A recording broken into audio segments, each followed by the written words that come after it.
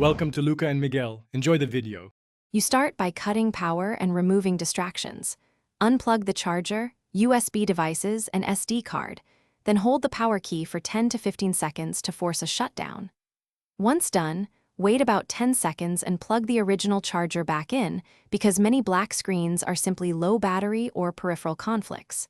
Make sure the charger LED lights. If not, try a different outlet or cable. This clears hung firmware and gives you a clean boot attempt. Next, you'll target Chrome OS processes and the display hardware. Press Refresh plus Power to restart the display subsystem.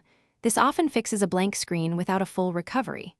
If that fails, boot recovery by holding ESC plus Refresh plus Power and observe any on-screen messages, because recovery isolates system faults.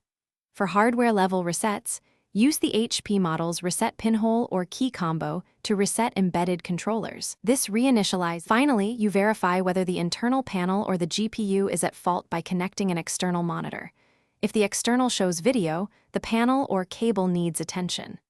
If nothing appears, create a USB recovery stick and reinstall Chrome OS because system corruption can cause a black screen. Once complete, test again.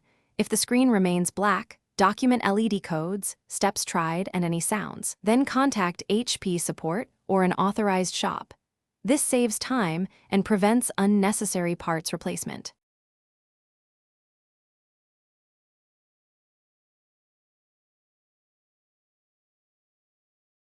Thanks for watching and please subscribe. It's the best investment you'll ever make.